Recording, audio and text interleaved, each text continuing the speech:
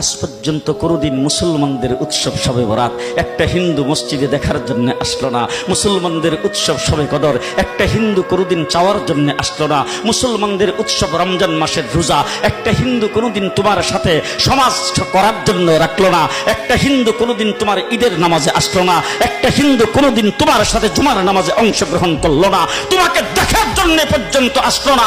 তার কারণ হলো হিন্দুরা মনে করে এটা মুসলমানের উৎসব, আর তুমি মুসলমান হইয়া হিন্দুর দুর্গা পূজায় কিভাবে গেলা?